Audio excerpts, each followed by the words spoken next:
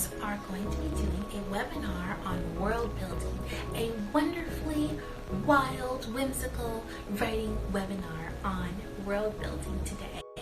I hope everyone is doing well while they're hashtag staying at home. And this is going to be a really fun little event that we're going to be doing with the writing community. Hi, Lani! Okay, here we go.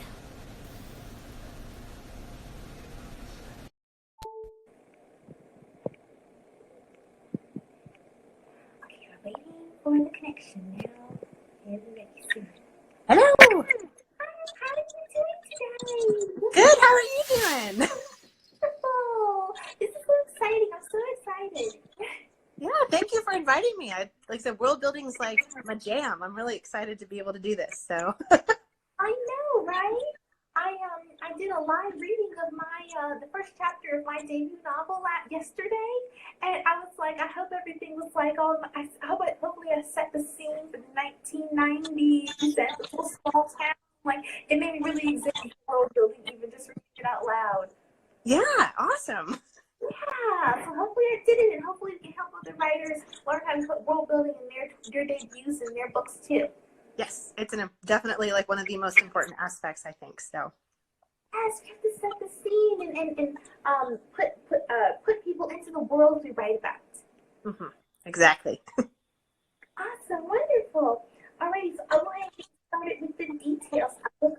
And for anyone out there watching, we have a free download that will be available after the webinar with all the points and tips that are mentioned. Yes. Yes, it'll be in the link in my bio after this is over. Okay, all right. So I've learned that building entire worlds for novels can be intimidating for some people, but also a lot of fun too when we actually put our ideas down on paper and into the books or into our documents.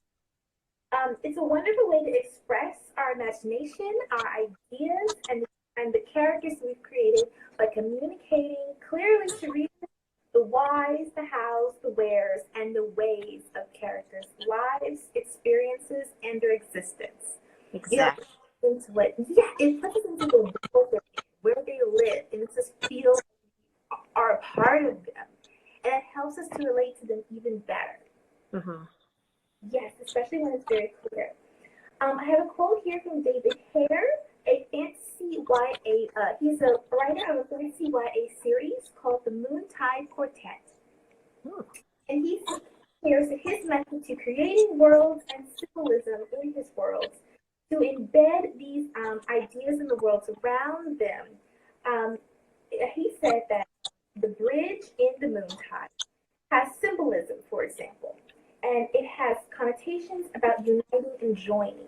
So as we build the world, we can also include symbolism into why the characters are affected by this type of situation in the world, the structure of their world, and also begin to, it impacts the nature of the landscape, and from there the worlds begin to take shape when we use the connotations to unify and join the way that he does in his stories. That's just his little tip for writers out there.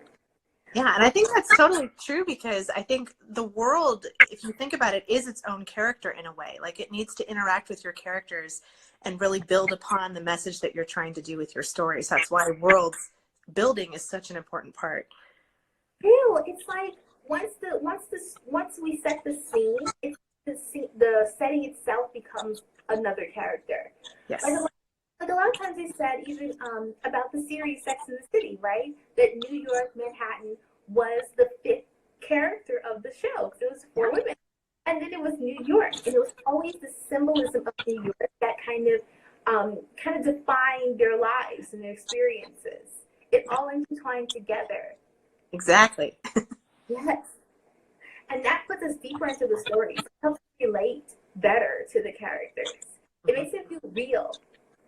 Well, yeah, and I like one of my favorite books I've read is Story Genius by Lisa Cron, and she talks about the actual brain science behind when we read stories. We actually read them as participants in the story. Like it's like we unconsciously put ourselves into the story, and I think the more real you can make the setting, the more vivid, the more details you can add that really brings it to life. it almost, yeah, it puts you more into the story so that you can really be in it and experience it and hopefully be transformed by it. So Yes, one of the first book series that I started to read when I was younger was called the Click series, and it was kind of like a middle grade version of Pretty Little Liars. oh, okay. Yeah, but it didn't have murder mystery, but it had a lot of middle school drama, the cliques and everything. It had this kind of hierarchy between the classes and everything, the rich students and the middle class students and everything. And one of the middle class students, hi Crime Book Junkie, hello, I love her, from Book Tour. So when I was reading this series, what I did was it puts you into this, it puts you into Westchester, New York, where the upper class students would live. And one of the middle class students had to come and live with her because her parents went through a financial trouble, they went through foreclosure, and they used the riches that she moved into to kind of show how she felt like she wasn't in the culture, in the cliques, the system that she was now embedded into. And Wow. we saw that she was just a normal girl, the girl that's kind of relatable. And then around her, the families were wearing diamonds. They would turn the diamond rings backwards when they were around her to make sure they didn't intimidate her too much. But the things they said still made her feel like she was an other. And it was a very interesting dynamic. And I think that the setting, seeing the richness and seeing her as a normal person, it's like it kind of made you realize even then that setting was so important to even make you relate to a character that didn't relate to their setting. Yes, exactly. That's amazing. The way that you can use the setting to enhance, yeah, that message of feeling like an outsider and like you don't fit in, and using the setting as one of the tools to help illustrate that. Yeah, that sounds like amazing. I'll have to check that series out. It was great. Tyra Banks actually made a movie adaptation about it, like in 2009, I think. This was back when I was like 12 years old, I think. And Tyra Banks made the adaptation of it. And Bridget Midler, I don't know if you're familiar with Bridget Midler, but she was a character in it too. But yes, I have been reading the Click series for a very long time. I read from beginning to end, and I think that was one of the first times the setting stood out to me. Reading, Mm-hmm. and now I'm a book blogger, so I read a lot of stuff with setting. A lot of it's set in different countries or different towns or even fantasy series. And it's like we have to bring the readers into the stories. Yes. Yes. So it says that many factors included in the world that to focus on the small details is essential, only just the big details, right? Oh, yeah. Those little details are really what I think bring a world to life. And there's so many little details you can include.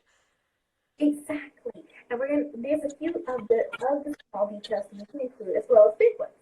So there's the landscapes that lie beneath the horizon. I love that little tip right there. The landscapes that lie beneath the horizon, the architecture that makes up the city skylines. To focus on what makes the culture, the time period, the location, status, and society distinctive. Not just where they are, but their clothes, their dialect, their technology, and their beliefs. Mm-hmm. I love those details because it's like we build the structure and then we build the embellishments around it. Mm-hmm.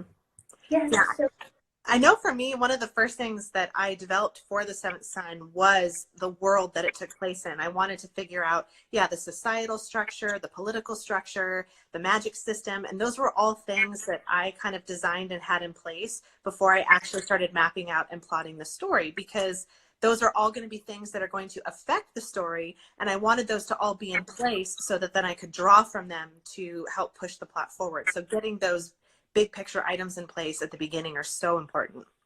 and I love what you said before in one of our messages to each other that when we add magic to a story, a fantasy story, to be able to details of the readers, the rules of the magic helps them further like predict how they won't hold the characters in the future, and it kind of helps interact even with the storyline before those chapters even come along.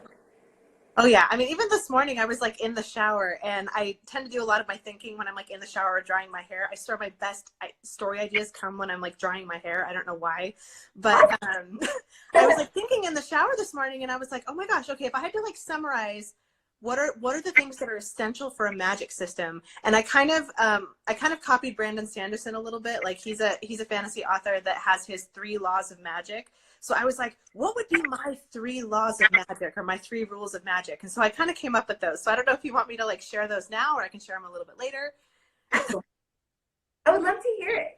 Yeah, so I just think a magic system in particular is a really important part of a fantasy story, especially. And if you're a fantasy nerd like me, like I love fantasy stories.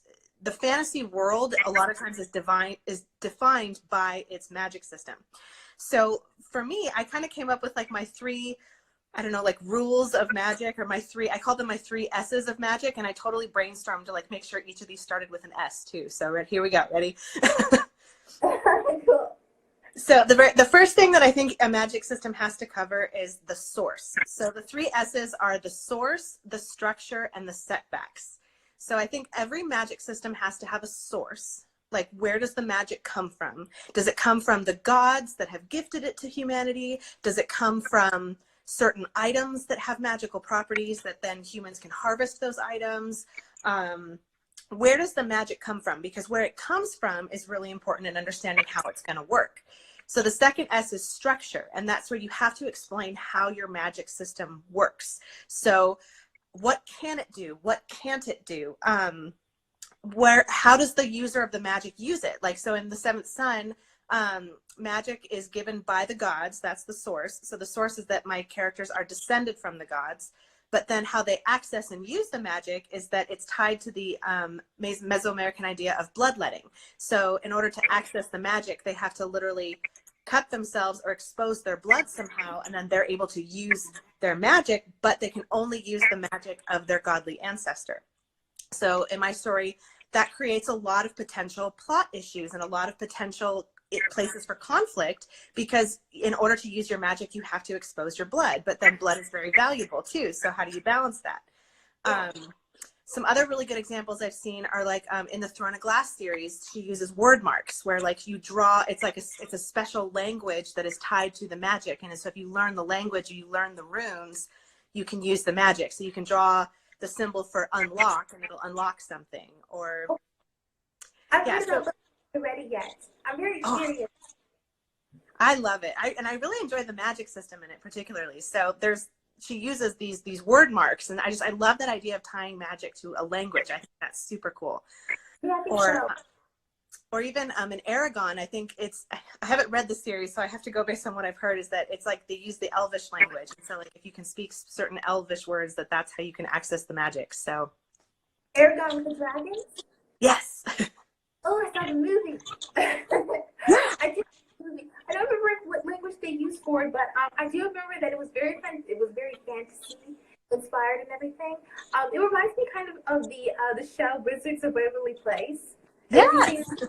Yes. Yeah. So usually in the beginning of each episode, Alex, or one of the wizard children, would learn some sort of new magical spell from their father, because he would teach them, the new spells and everything, and how to be a wizard and how to control their use of magic. And it's kind of like they let us into which spell was which, how to use it. And then when they came across conflicts later on in the show, that episode or whatever, it's like we would be able to almost prescribe the spell that they learned earlier on, or common spells that we already knew they knew. And I think that's part of the fun of a magic system too, is a reader really gets to know the magic system. And if you want to use a lot of magic in your story, in your world, you have to make sure that your reader understands the rules and how it works, because the reader almost likes to be creative. I know I do, at least when I'm reading a fantasy story, I'm like, oh, they could do this, or they could try this. And so I think that's why it's so important. And like Wizards of Waverly Place is based on Harry Potter, kind of roughly anyway. And so like the magic system in Harry Potter works where you have to have a wand to channel the magic that's inside of you. And I loved how she even kind of introduced this idea later in the books, that the different kinds of wands, like the different cores or the different woods, I mean, she kind of just brushed the surface on it, but I wanted to learn more about that. I'm like, what kinds of woods like make more powerful ones? And like, that's something that I nerd out about and get really excited about. But that'd be an example of structure. This is true. I wish I had read the Harry Potter series. I want to read all of the series and watch all of the movies like one day. Like, I just want to take like a week and just like memorize myself for all of it, because it seems like it's like I feel like I could watch, because it comes on TV a lot.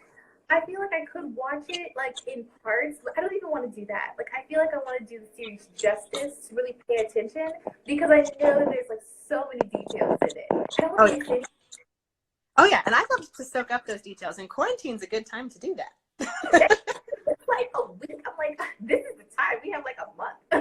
Seriously. or more. Who knows? Yeah. You know, so this current semester in school will be over in about in like 3 weeks for me.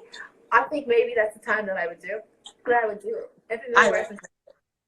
I'm a huge Harry Potter nerd though, so anyone who's like, I haven't read it, I'm like, you must read it. I really want to. I really, really want to. What's interesting is in my book, in the Beckwith Brothers, it's not really a magic system, but it's a science fiction. There's a little bit of science fiction that's embedded in it's a YA thriller, but there's a science fiction element.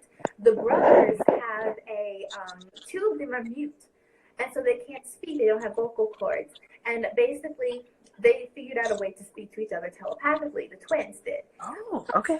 Yes, and Eric, the older brother, who kind of leads them as they are abandoned in the wild for much of their youth, he leads them, but he's able to, I say, dip his toe into their flow of telepathy.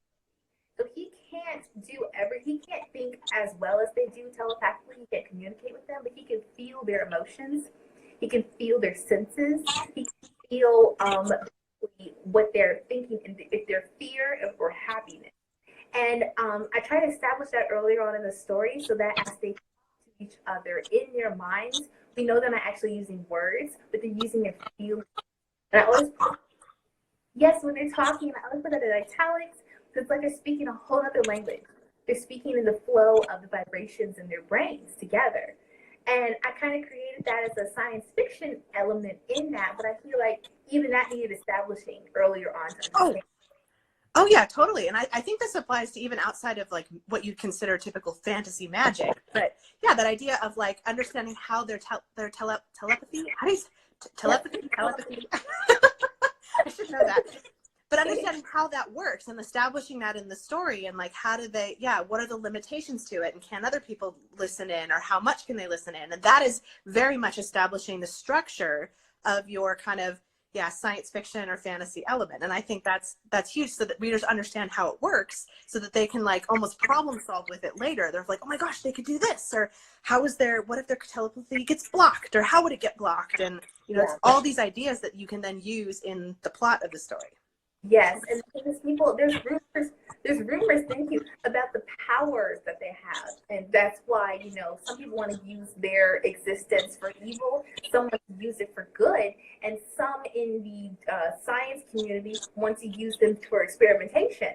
They think that their gift might be something that we can tap into to cure mental illness in society, cure addiction, cure anything. If they can control things with their mind, if they can think like that deeply, and it's kind of like it's the basis of a lot of different things in the story.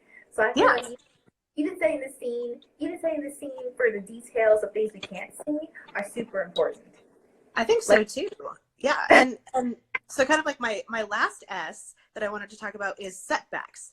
And like what are the downsides to the magic? Exactly, of like who could use it for bad? How could it be used in ways that are not productive, or exactly. So that leads right into it. And even magic a lot of times has costs. So like, does your magic system or your science fiction system, does it have some kind of cost to it? Or does it have certain things it can or can't do? Like my character, she can only manipulate water. She can't do anything else. And so I think as important as it is to understand the structure of the magic system, it's also important to like how it works. It's also important to understand how it doesn't work, because that's where you can run into a lot of really fun plot tension places too, of like, oh, well, they can't do this and they can't do that. And so they have to be creative about maybe she can use water to do this or to do that. And so having to work with what the character has and what they can do. I think that's so much of the fun about having an established, detailed magic system in place. I love that. It reminds me of in my story. There's the villain in the story, Angelica McCord. She's a wealthy, scary lady who lives in town. She we a lot of suspense is built up around her, and we see that the brothers' ability to sense each other's emotions becomes inhibited at one point in the story, and on it just starts, slowly malfunctioning almost, and you almost it builds. Yeah, it makes you question, okay, what's going on with their environment?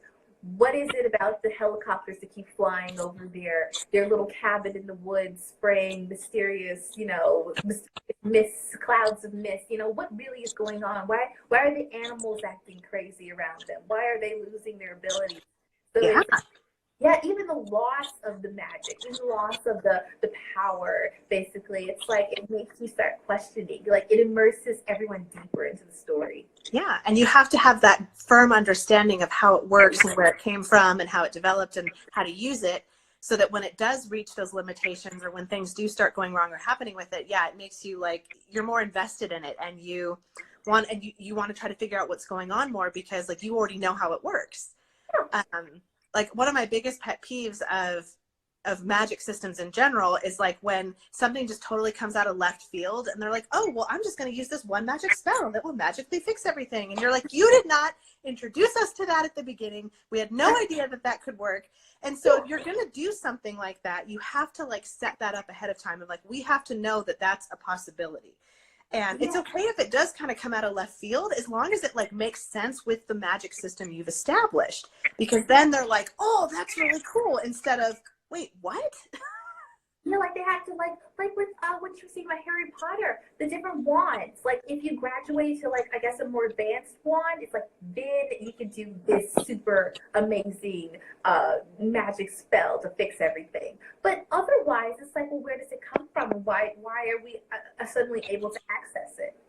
Yeah, and not to ruin it, because I know you said you didn't read Harry Potter, so I'll try not to ruin anything. But they introduce us in the very first book to the idea that wands are made of different materials. There's different kinds of woods, there's different kinds of cores, and this whole idea of like the wand chooses the wizard. So she introduces and kind of lays the foundation for this. There's different kinds of wands, and there's specific wand makers, and so that's not a new concept. When we get to the later books, and all of a sudden there's this wand that is the Elder Wand, and it's one of the most powerful wands in existence, and you're like, okay, I'm there with you, because you've already established that, way earlier in the series, that we have wands of different abilities and powers from different materials. So okay, I'm there for it.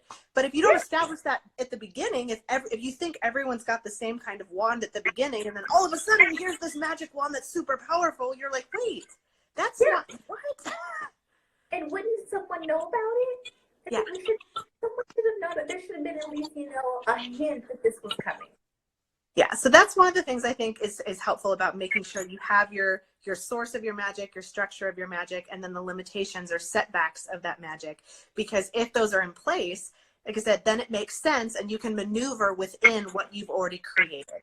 And that's where I think a lot of the fun lies for the reader and for the writer. It's fun to be creative and think of, how am I going to get them out of this situation using the magic that I've established? So I love that. That is a really good point. The three S's are setup, structure. So like I said, I totally just made these up, but I find them really helpful. Is source. So what is the source of the magic? Where does it come from? Structure, how does it work? And setbacks, what are its limitations? Fantastic. That is going in the free download at the end. Absolutely. It's very helpful. I love that. Okay. Thank you so much for that. Okay, so when we do world building, all the details most of the details that we can include are things like the planet. That's the major detail. But smaller details of the planet would include things like tectonic plates, the continents, and the countries. Mm-hmm. Larger detail also would include landscape and geography, which was the smaller detail of that would be mountains, oceans, rivers, bodies of water, borders, boundaries, deserts, and plain lands. Literal world building, like physically Yes, building a world. Yes. yes. And even like if something is surrounded by mountains, what is it to the east when your characters look out the window? Are there trees? Are there mountains? Is there an ocean there? The weather, the climate will be another major section. Is it a dry heat? Is it humid? Is it a water world like the Little Mermaid? Do we have, are they breathing air, or are they breathing water? Or getting oxygen from water? A way that something like humidity could relate to the characters, you can be like hair frizzing, right? In one of the stories, she interacts with her environment in a way that she doesn't need to. Her hair frizzes and is humid. The economy also is another major section. What social status is there? Like in the Click series, what are the benefits of wealth? Is it fame? Is it is it greater access to vital resources? Maybe there's something going on in the world that has made something toxic. Is it only the wealth escape? I have a question. It says, how do we feel about using real world and inserting our own twists? Oh, it's like historical fiction. Yeah, or even like I said, you could almost argue that my book does that a little bit, where it takes like ancient history, but then adds like a fantastical twist to it, and or even like real world, like modern day world. And I think that's what a lot of urban fantasy does too. So for like epic fantasy, I would say a lot of times I think it's important to, when we create epic fantasy where we are creating like our own worlds, I do think it's important to pay attention to history, because I think when you study actual cultures and histories and how humans have interacted with each other over, the last tens of thousands of years, I think it's important that readers kind of do have a little bit of a footing when they go into a new world. One of the things I hear in publishing a lot is the same but different. Is we want new worlds, we want exciting places we haven't been before, but we also want to have a little bit of familiarity with it, because if it's too different or if it's too drastic, it's hard to kind of get our footing a little bit. So a lot of times when you're designing worlds based on the real world, I think that almost gives you a little bit of an advantage, because your readers kind of already have a little bit of a footing in place. They kind of already know, okay, these are some of the things that I expect. And then you can kind of build on that and kind of twist their expectations from there. So I think it's important, almost any kind of world you create, to draw on the real world at some point, because like I said, it does give that familiarity and footing to the reader. Yeah, it still has to be relatable. Like, we still have to be able to, even if it's, a world that we can't even imagine being in, we still have to be able to imagine ourselves in that world and see kind of like a relatability. Mm-hmm. Yeah, like even in the animal kingdom, like you see nature shows, right? And they always have almost like I think they call it anthropomorphism. They give them, they kind of show you the human person, the personalities that each animal within the Pride Land, for example, might have, or something like Meerkat Manor. They still have their hierarchy. They still have their own traits. They still have fears and they still have joy. It's like there still needs to be some things in it that we recognize. Exactly. Because otherwise, like I said, it gets too confusing and you kind of are like, I don't really understand what's going on. So whether it's a real world that you kind of add fun little fantastical twists to, or you're creating a totally brand new world, I still think you're going to have to use elements of the real world to give your reader grounding. I think it's important. Yeah, yes, exactly. I think it's very important. So I hope that answers your question. Yes, me too, Megan Rose. So even the government of the storyline is another major category for building a world. Now, a smaller part of that would be the politics of the world, the foreign relations, the crime levels, the population. Oh, what she said, it does, absolutely. Yay, good. The legal resources and the legal system and the natural resources. And then we also have the culture and the society. We should know that the foods they eat, the values, their norms, and their mores. Mm-hmm. their codes of ethics and the time period as well. Like the things they wear, even affects the story. Like period, something like Emma or something in the Victorian time period. We have to know what they're dressed with. We have to know what they're wearing. And that even takes us through, you know, how long it takes them to get. Hello. Brandon. Even taking them into a different time period, things like getting ready for dinner and that time period took hours and it took help. Gosh, I mean, yeah, I just watched the movie Emma because the new one that just came out, they released on TV, and I totally watched it already because I love Jane Austen stuff. And yeah, just watching like what they do in the evenings, they just pretty much like sit there and they sew and they're sitting by the fire and they're using and all this stuff, and I'm just like, gosh, they just spent, you know, how much time they spent like just sitting around the fires in the evenings talking to each other or reading poetry. And I'm just like, it's so different from what we're used to, although maybe some of us can kind of relate more now. Hi, Blackstone. Yes, hi, Blackstone. They do audiobooks. They're amazing. I love, yeah, they're my publisher. I'm biased. I think they're very amazing. But and it's for sure. And it's fun because as we're listing all these like details and the super important little details that you can put into your stories, I want to encourage like writers to not get overwhelmed. You don't have to have every tiny little detail figured out, but the more of these details that you do have figured out, the more depth it adds. And we'll talk a little bit more about how to incorporate some of those details in just a little bit, but I definitely want to keep going with what are some of these really cool details we can incorporate. Yeah, so with the culture, then we also have, we covered magic, and then also the science and technology. What type of technology basically is in this time period? What are the modes of transportation, the forms of communication? What are the uses of technology? You know, things like smart houses. Are there futuristic cars? Things like that. Are we communicating through cell phones or anything like that? Are there advances in medicine? Or even who has control over these technologies? Because that's like, I just started reading Starsight by Brandon Sanderson. I like his fantasy stuff, in case you can't tell. But like, they have this ability to travel, like it's a sci-fi, but you know, to travel across galaxies and basically light speed travel, but it's a technology that they restrict and hold. So not everybody has access to it. And that's one of the ways that they're able to kind of control things. And I mean, that's a huge way to use technology to build this tension in your world. Well, I just realized something. If writers get intimidated by making the details in their stories, something interesting we just came across here. The technology, the advanced technology is withheld by people in the hierarchy. So then you have almost three different categories coming together right now in this example. Hierarchy establishing who can use technology, and that also determines the social hierarchy and the politics of the community.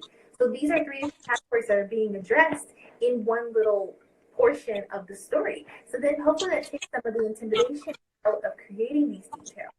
Yeah, you can bring them together into like, you know, one little detail, and all of a sudden you've talked about government, technology, like you said, and hierarchy stuff. I mean, that's details all in one little part. Yeah. Exactly. That is wonderful. And then also we have our societal beliefs, the faith, the hope, the religion in relation to the government, as well as acts of God in nature. And so that concludes the major categories, and well, the smaller ones too. Mm-hmm. Exactly. And like I said, those details can seem super intimidating. And I, like when I was designing my world for the Seventh Son, I did have a lot of those details figured out already in mind. Of like, I knew how I wanted the empire to be structured, because I studied how a lot of times in some of the Mesoamerican kingdoms, how they structured their empires, where you've got like maybe the main ruling city-state, but then there's a lot of little smaller city-states, and then they would be conquered and incorporated into the empire. So I kind of knew I wanted to base that off that historical example. But like I had my magic system figured out, and then like I said, drawing from actual history and actual human cultures and human societies, I think it does provide a lot of inspiration. Yeah. And it's just fascinating to study too, because the more you study like ancient cultures and even not so ancient cultures, I think it you know, you understand why humans do things the way that they do, which is just fascinating to me. And I know you're a counseling student too. Yeah. I love understanding, why do people do things the way that they do? And every custom and every culture, no matter what it is, has a reason for why they do what they do. So figuring out what are those customs in your world, or what are these, you know, structures, and what are these customs, and what are these foods, or what are these technologies, and why are those in place? But really understanding why. How did this society come to be this way? And that adds so much depth and reality to the world you're building, I think. That's true. Yes, it has depth and reality. I love that. It gives us understanding of who they are, and I think that also history helps us understand also the psychology of humans, because the thing is, the way humans think, it affects the way worlds function. Mm-hmm. And we see how worlds function, you know, even in history or currently, we see how the psychology of humanity affects the way that we interact on a global scale. Mm-hmm. And that's really important to be able to include into stories, because it's like we're world building. Yep, exactly. Okay, so when we have Hillebrand of the Right Life, of the source, the blog, The Right Life, said, an author creating his story's world has the power to develop it in every way. What will the world look like? How different is it from our own? What new or interesting creatures will inhabit it? That's a good one. Yeah. What will the people look like? Like Avatar, like they're blue. What about the cities, the landscapes? Considering these elements is crucial and critical to creating an interesting, engaging, and a believable world in every genre. David Hare also offers a detailed list of necessary world-building points to consider and include into the story. Okay. Some of these are like, wealth is never distributed equally. There are usually a few of the rich and lots of the poor, his words. Mm-hmm. He said men usually have an advantage over women. Power corrupts, so people in charge are more than likely not to be have savory character. It goes back to human psychology. Right? Exactly. It says the majorities are silent, the minorities are not. Much conflict usually revolves around the treatment of minorities by the elites. Mm-hmm. Superstition is powerful and persuasively influential. Ideals are constantly being compromised in a world and society. Mm-hmm. Usually good people can do bad things and vice versa. Absolutely. Complex solutions are often hard to sell, but simple outcomes rarely work well. There are even absolute rulers who require some form of consent from those who control the tools by which they hold their power. Mm-hmm. And human needs must be met and will find a way, such as food, shelter, security, or procreation. Life finds a way. Life always finds a way. It does, yes. And then there's another one here. It says there are tipping points to human tolerance of what they are prepared to put up with before acting. Basically, everyone has their breaking point. Mm-hmm. And that's what can that's what can incite change in this world that you're creating. Yes, I think that David Hare offered a lot of essential points and essential tips to helping writers understand, why do we build worlds, why do we make them detailed, and how helpful is that to be believable as possible.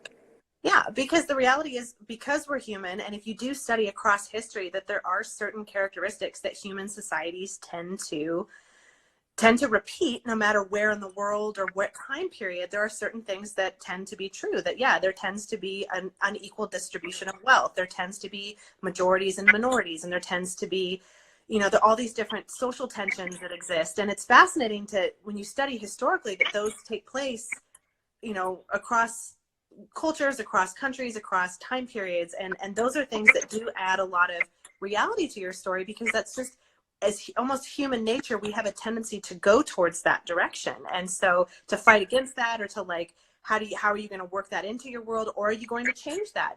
I've seen some amazing world building where I've seen where the women are on top and men are below. And those have been awesome, fascinating worlds to read about as well, even though it's not, as historic. Well, that's not true, because there are some that do that as well. But it's not what you would historically expect. And so to take that and turn that upside down in your world is something that could be really fun to do too. But you have to understand how that works first. So exactly. Oh, there's a question for you. It says, for the seventh son, did the Christian themes you wrote about help with the world building, or did the themes come after the world building? That's a good question. Yeah, so one of the things I drew on for the seventh son is I used a lot of religious symbolism, and the religion obviously plays a really important role in the story. And so I tried to kind of draw on, just in general, that idea of sometimes religions, no matter, and I think no matter what religion, sometimes can fall into a very legalistic type mindset where it's, just about following the rules, and if you don't follow the rules, then you're excommunicated or you're thrown out or you don't get along. And so I think that that's something a lot of different religions can relate to specifically. And so, and not just specifically Christian, but I think I've seen that in a lot of different areas as well. And so that was a theme that in a culture that is very religious, and in this world that I've built that is very religious, I could see that being an issue for some characters because, how do you function in a society that is very religious when maybe you have questions or you're struggling with certain things? And so that was something I can relate to personally sometimes. And so but I think that's a universal human struggle when it comes to religion sometimes, is that inclination to want to ask questions or to go against maybe what has been established as this is what we're agreeing upon. And I think I'm even going to draw a little bit on kind of the Protestant Reformation idea for a little bit of book 3 of just drawing on that history and how that works. And so I hope that answers the questions. Oh, did I kind of use that before or after? So I think before I kind of went in with this idea of wanting it to be about challenging kind of an accepted religious practice and kind of asking questions that push against that was there kind of ahead of time, because I wanted Mayana to be this character that really pushed against some of those norms or accepted norms. Cool. That's very interesting. I know exactly what you mean about culture can oftentimes that is very religious can almost function. I've seen the term toxic theology almost becoming a term that people are using now, because oftentimes theology can be twisted into a way that isolates people away from their own communities. And it doesn't have to.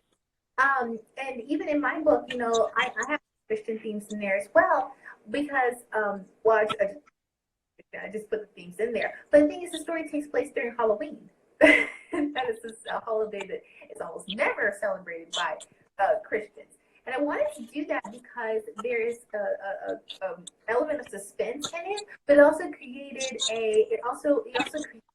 moral conflict in 3 of the main characters who try to stay in line with their beliefs, but then there's all of this mystery and intrigue going on in their town. A lot of it centers around the holiday Halloween, and a lot of it focuses around forbidden romance that comes along when the boys come home, the 3 brothers. 2 of which are, the telepathic ones. And so I think religion can also bring a lot of elements into a story to show how it psychologically affects the characters. Yeah, and that's really what I tried to do too, is I tried to stay true to that kind of universal feeling that I think maybe a lot of people in a lot of different religions can kind of relate to, of that pushing, wanting to ask questions, and not that pushing to necessarily disprove anything, but just that freedom to be able to ask questions, and that freedom to be able to explore and kind of grow spiritually as you're kind of exploring and asking questions. And so that was something that was an important part of the world to me, and especially in designing Mayana's character. So exactly, I love that. Questions are good. So when we're creating worlds like that, this brings about another combination of the different categories. So we can put the religion, the science, even the technology, and the societal structure into this issue of having moral conflicts. So in the world can make a character question themselves or question their beliefs, and that's another way that the categories will intertwine.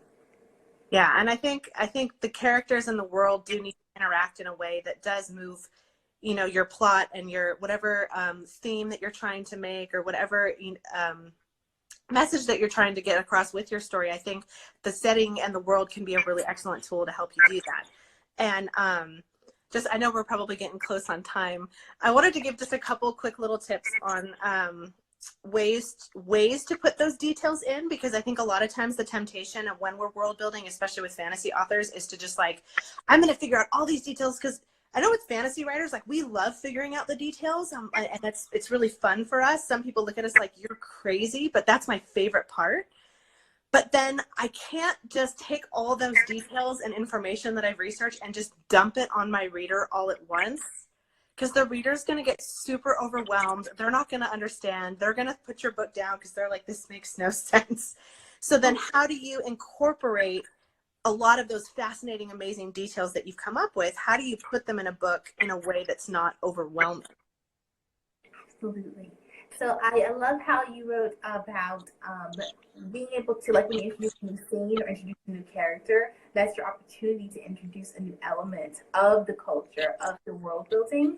Mm-hmm. And if you're describing something new, you can always introduce it, almost like plug in another new little detail. Like if you're introducing a new character, you can show, you know, what part of the society did they fit into and why. And another character can come in a different part of the landscape.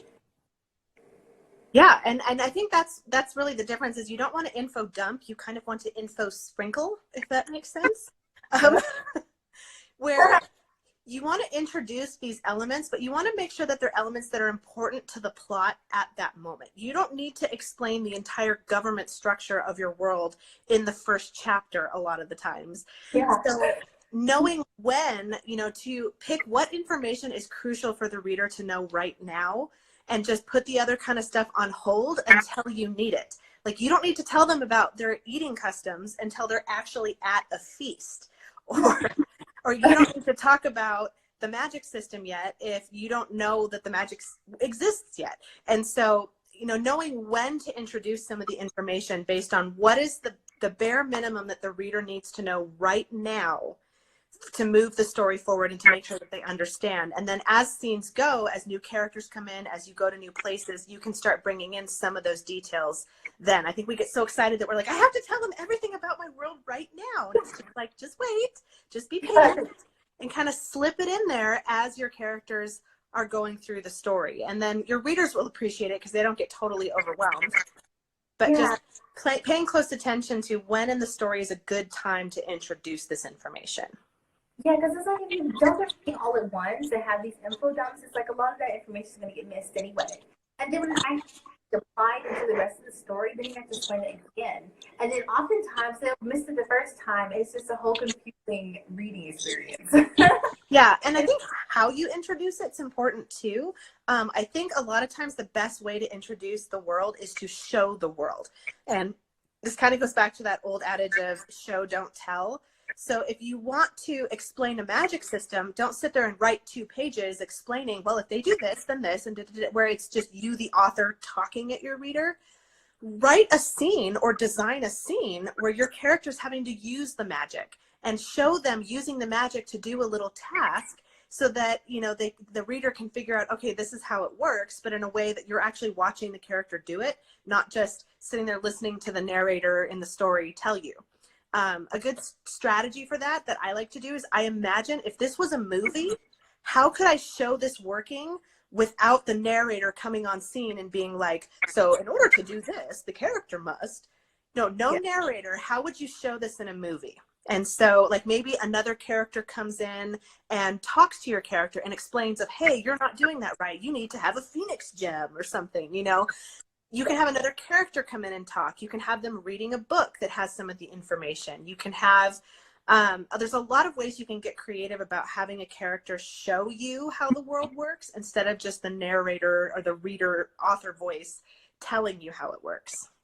Yes, and that reminds me of a part in the Beckwith Brothers, my book, when Eric, the older of the brothers, the eldest of the brothers, who does not he's not able to communicate entirely in telepathically with his brothers, but when he can sense outside of other humans as well. He has a deeper sense of just the general, and the way I showed that was on even the first page. He senses that the phone is going to ring. It's not ringing yet. And then yes. And so he's able to use himself myself, no, not yet. Not for the others who are not like me, who can't tell when things are coming before they happen. And so, yeah, so instead of explaining it to people, I showed that he had sensed that it was coming, but it hasn't happened yet. And he knows why. But instead of me, the author, just telling us as readers, I wanted to show it to them. Exactly. And then later on in the same chapter, he can hear a woman scream, hasn't happened yet, and he can taste blood. So he realizes that something perhaps violent is coming. And he said for the first time, he's going to try and stop his premonition from coming true. And how much more visceral and like, how much more do you feel that as a reader when you're reading and seeing how he's using these abilities, as opposed to just the reader saying, or the writer saying, oh yes, he has this ability. You're like, okay, versus like seeing him use it and you're just like, ooh, that's, you feel it a lot more deeper and you connect to it a little bit more, I think. Yeah, it's true. It's like you can experience what's going on instead of just hearing about it. Yeah. And so like one of the ways that I did, in the Seventh Son, in the second chapter, when you're kind of introduced to this idea that they have certain rituals that they're doing in order to prevent the next apocalypse. And so I decided to start my scene at one of these ceremonies so that you kind of get an idea of like, these are these ceremonies and this is why they're doing them. And her father makes speech kind of like, okay, now that we've made this sacrifice, now we are safe for another 3 months. And so the reader goes, oh, okay, so they're doing these to keep themselves safe and to kind of prevent another apocalypse from happening. And so I introduce it in this way where like you can see them doing this ceremony, and then the father kind of makes this speech, which he's talking to the people, but you as the reader are like, oh, okay, this is how this is working. And then later you see Mayana go on and use her magic to like get some water out of the river, and you're like, okay, and then it heals, and she's like, well, now I can't use my magic anymore. And you're like, oh, okay, so she can only use her magic when her blood is exposed. But I show that in a scene instead of just telling you, oh yes, she can only use her magic when her blood is exposed, as you know. And that's excellent. That is exactly the perfect example. And there's a question. Raising the stakes like that, like you did, that increases like the intensity of everything. That's not even about world building, but that is a really good point for writers. Always raise the stakes. It makes us more committed to seeing the success of the characters. They're trying to prevent the apocalypse, like that. That's key. Oh yes, the question. It says, while creating an exposition, should we focus on character backgrounds or build up scenes to lead to the rising action?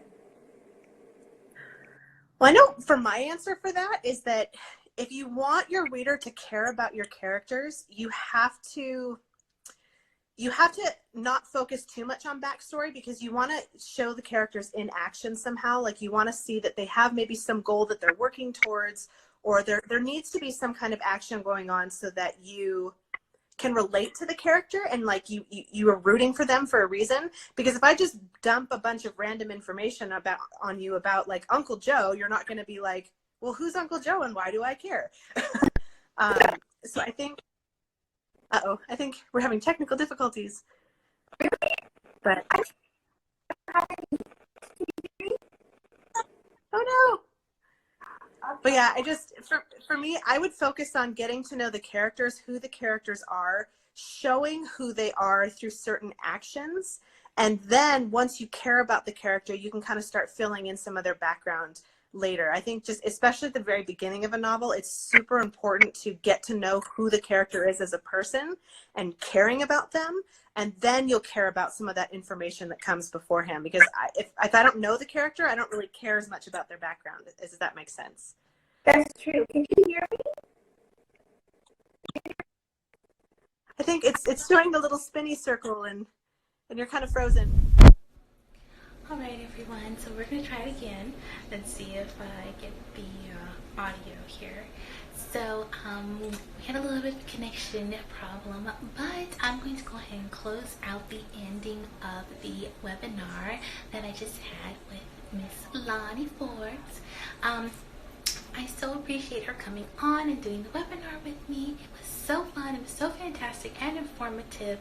And so be sure to order her book, The Seventh Son, out now by Blackstone Publishing. It is a young adult fantasy. It is very epic and very amazing and full of amazing world building examples. I'm sure that you'll be able to use, because she's very visual. I love that. It's very good to have that in storyteller. And her book is out now. Make sure to go and order that, and hopefully it'll be something to keep you company while we're all in quarantine. And then also my book, the Backwith Brothers, a young adult thriller, is going to be out October 2nd this year in the fall. It's a young adult thriller set in the 1990s, all about teen angst and forbidden romance and secret societies and murder. So that's coming out in October, but it's available for pre-order now. And my cover reveal tour is also starting in April. But right now I'm going to close out the webinar that me and Lani did with a few final little tips for everyone. So the few final tips are to add, to create vivid and detailed descriptions which make readers see what you describe and feel while they're, as if they were walking side by side with your characters in the world in which you have built, is the goal of world building. Read books and pay attention to how your favorite authors build their worlds. That is key to world building in your stories. Reading how other authors have accomplished that. Also, do writing exercises and challenge yourself to explain simple objects in great detail. A vase, a bowl of fruit, an item of clothing, a scarf with nice embellishments on it or something. You know, just task yourself to create, 3-4 sentences, creating a visual of that for someone as if they've never seen a scarf before, never seen the pattern before, and describe it in vivid detail. It's just a little writing exercise to give you the experience of explaining things so that people can see them, see things they've never seen before. Also, let your experience lead your world building efforts, and try not to focus too heavily on the setting of your character. That's another example of the information dumping that we were talking about in the webinar.